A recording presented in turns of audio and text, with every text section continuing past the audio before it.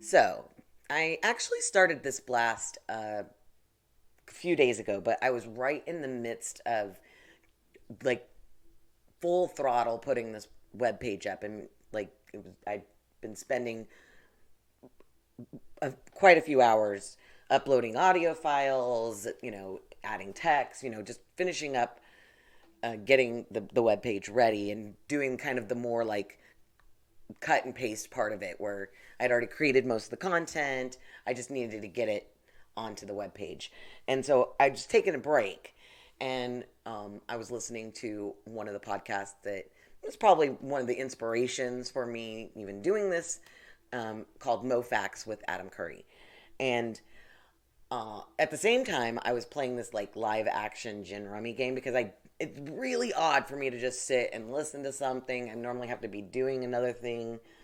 Even if I'm actively listening, my brain, I don't know. It's something I like to do to keep my wits about me, to keep my brain active, is to kind of do more than one thing at a time. That's just the way my brain has always worked. Um, I'm listening to this podcast, and it gets to a point where I want to make some notes, and I can't because I'm stuck in this live action game. So I can't pause the podcast. I can't really stop and write because it's one of these things where if I don't move within a certain amount of time, I basically lose my opportunity to move.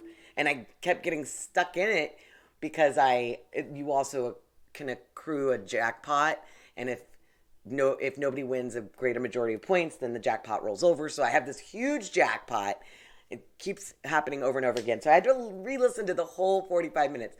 And I think it's kind of funny because instead of just being like, okay, this is important, stop playing the stupid game.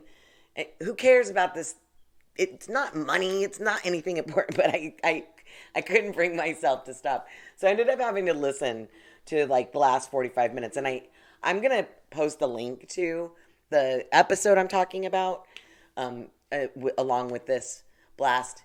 Um, they're longer. They're like 3 hour podcasts. I strongly encourage you to listen to the last 45 minutes of this particular podcast if you're interested in any things I'm talking about.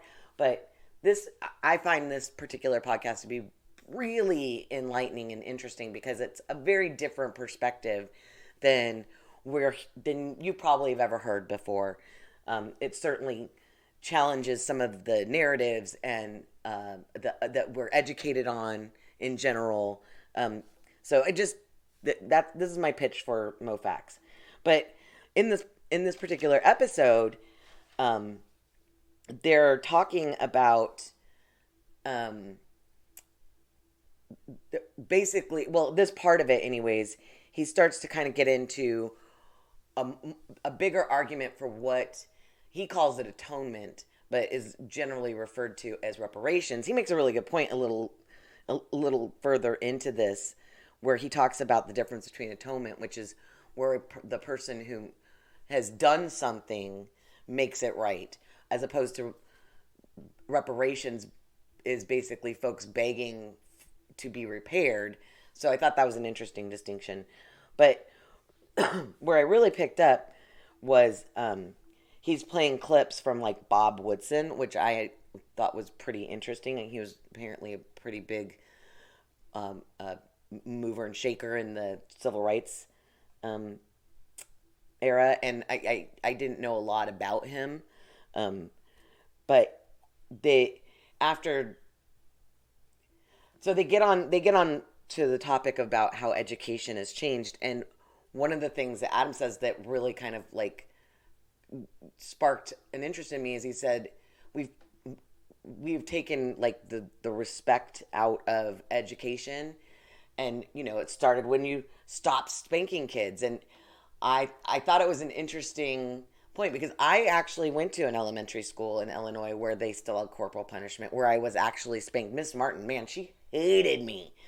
She found every excuse that I could possibly think of, or she could possibly think of, to take me out to the hall and break me down and bring me back into the classroom, being very, subdued now because I, just had my butt spanked, and it with a paddle.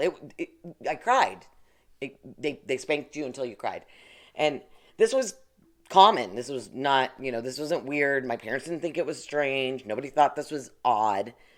And I remember we moved to California when I was in the first grade, the middle of my first grade year.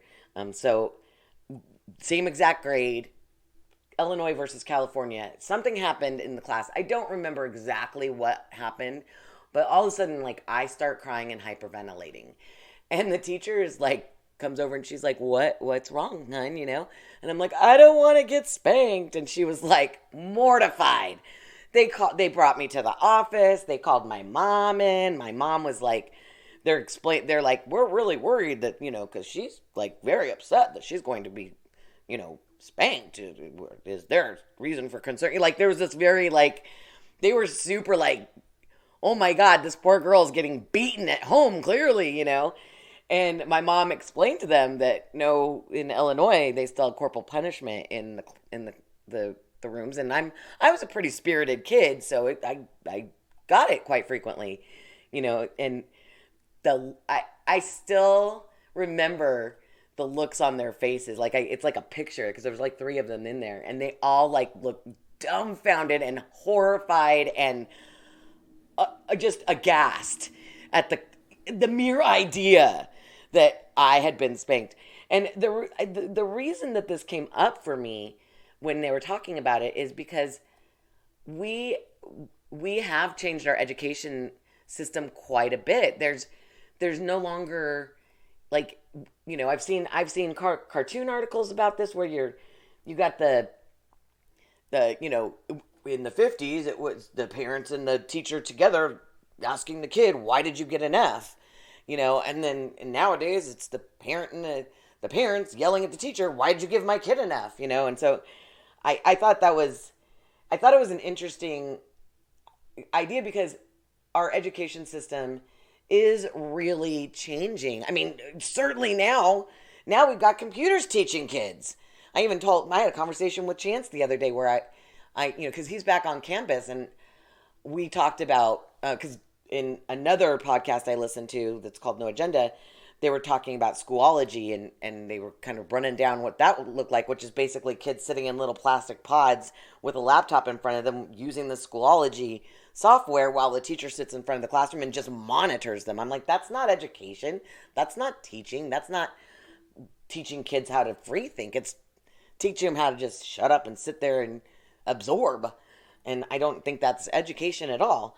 And it really kind of like pinged out this idea that we're even seeing something similar to this in the way that we, the education, the relationship between the teachers and the students is very different. The relationship between the parents and the school is very different. And I know that we are getting to a place where there's not going to be any room to like actually question what your kids are being taught unless you stay, homeschool them yourself. And, and it also is, in a way, I think, teaching our next generation to not stand up for themselves and not question what they're learning, and not, in a respectful, reasonable way, challenge the teacher to prove what they're saying, to prove what they have, and we do it in our own personal lives too, right? Like,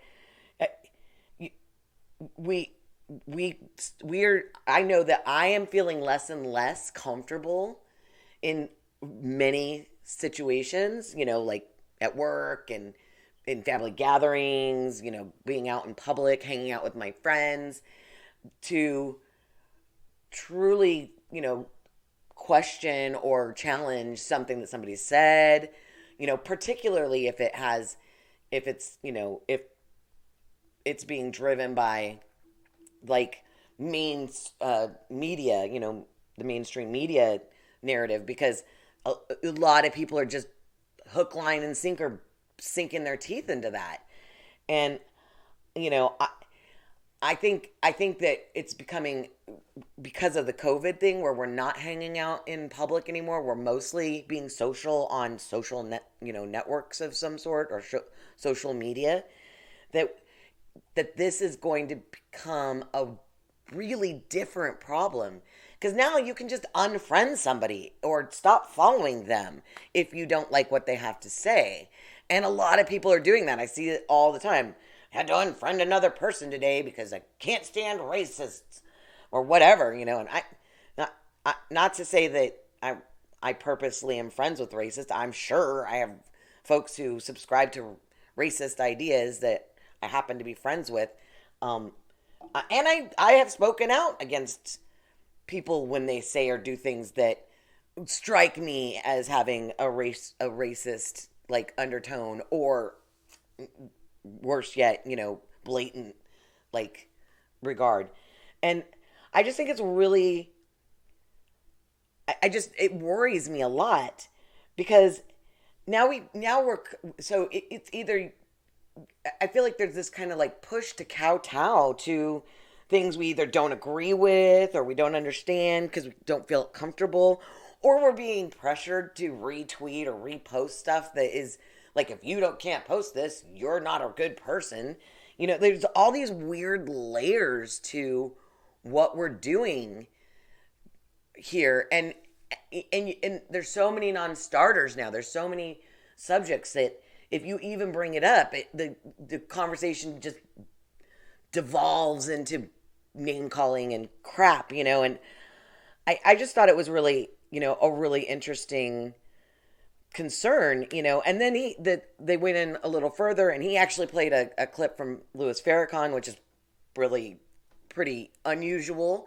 You don't normally hear people playing clips from him, and and I don't always agree with everything that Moe says, or that that the people he's clipping say, but I thought, there was this, they're leading into a argument about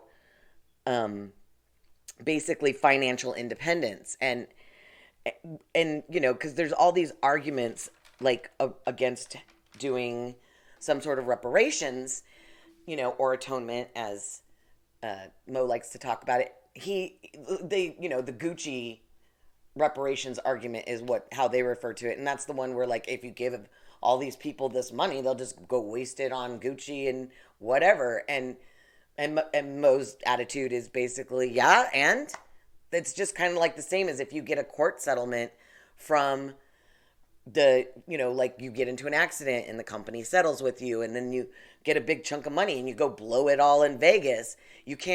Once you take that settlement, you can't go back and say, well, I blew it all in Vegas, so I need more from you.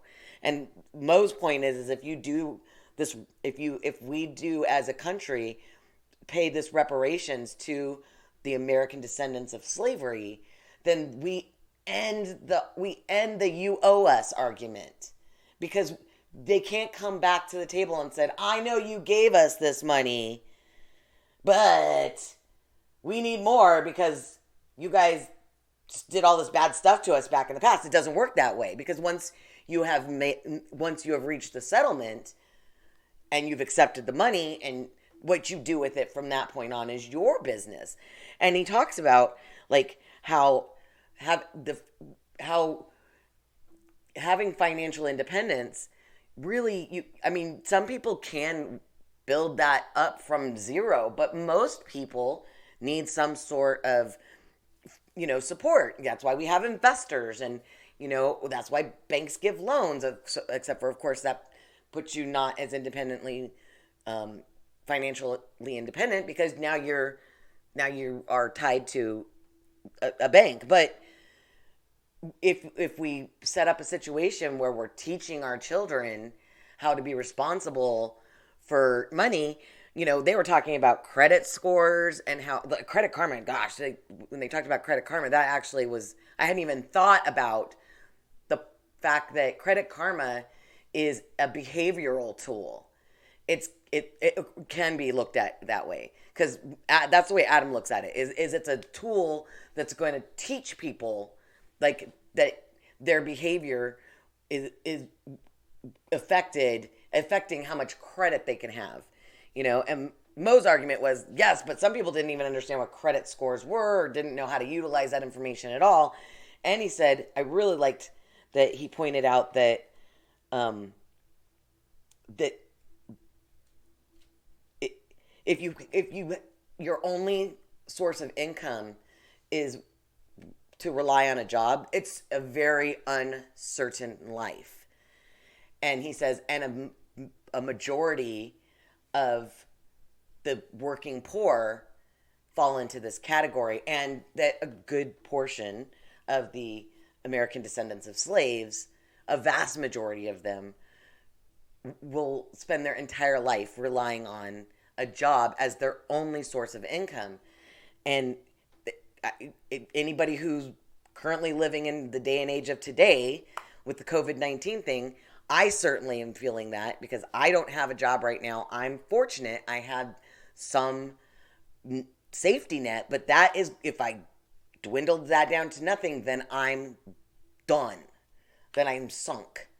And, and it made me think, like, they talk about how, they were talking about how kids aren't learning how to use their money, invest in themselves, build their own businesses. And it reminded me, like, I remember when I was a kid, we would have lemonade stands. I would do bake sales. My kids did this too.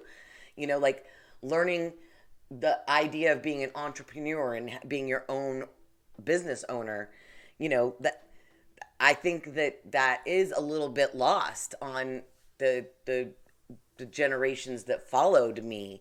I don't know how many of y'all did have like a lemonade stand. How many of you guys set up a little business of your own when you were, a kid or teenager?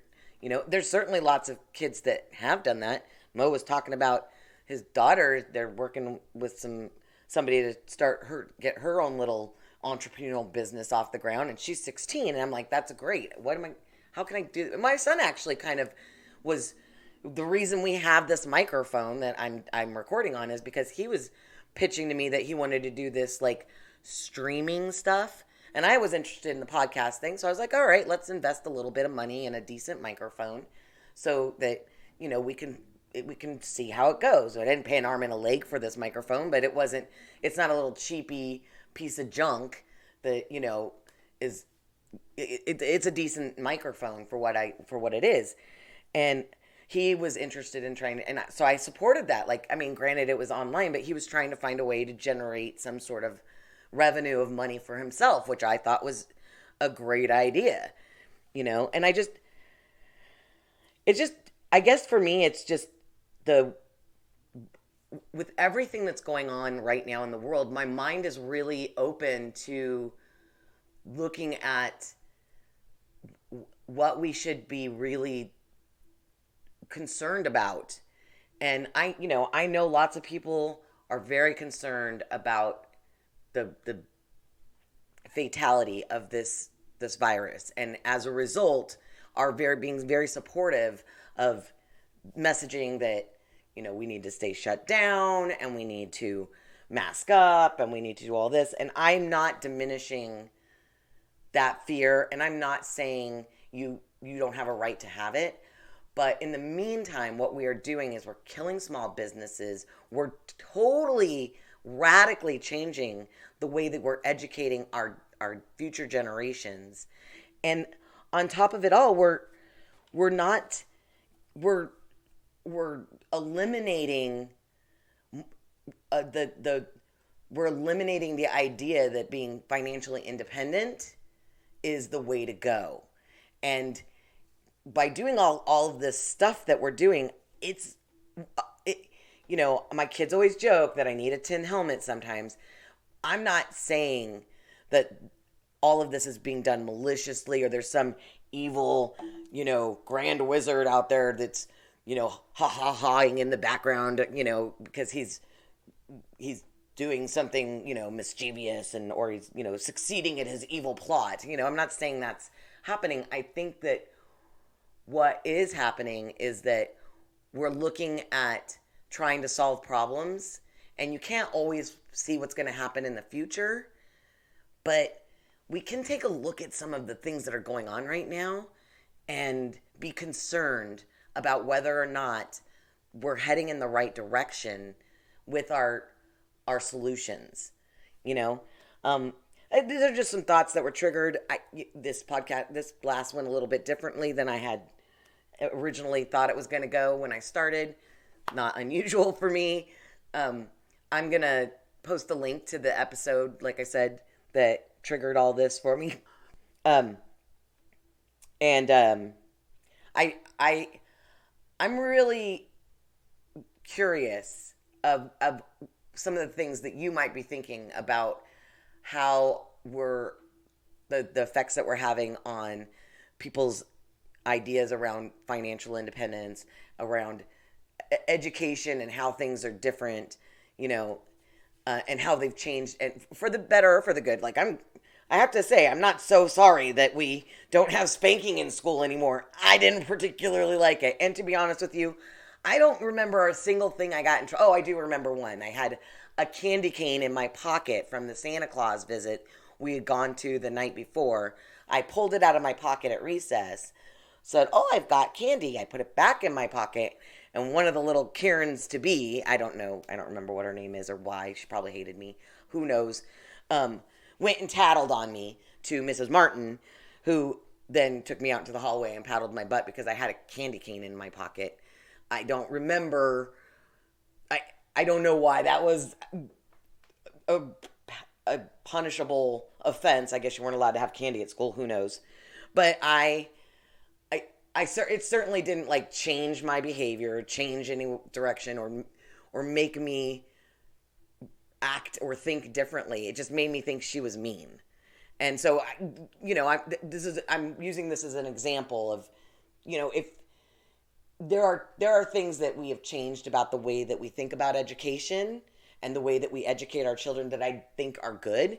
But I think there's a lot more stuff happening right now that is going to be very unhealthy for the future generations that are being basically, I don't know what the right word is, are being happening because we are afraid of a virus, and that's again, I'm not personally as afraid or worried about this virus on a personal level, but I have people in my life that I'm concerned because they are at risk, and I'm glad that when I talk to them that they take the risk seriously and are personally accountable and behave in a personal way that reflects that risk to themselves. But on the whole, I'm very concerned about some of the things that this virus is causing in our worldview, in the way that we're interacting, the way that we're educating, the way that we're taking away the belief that financial independence is important.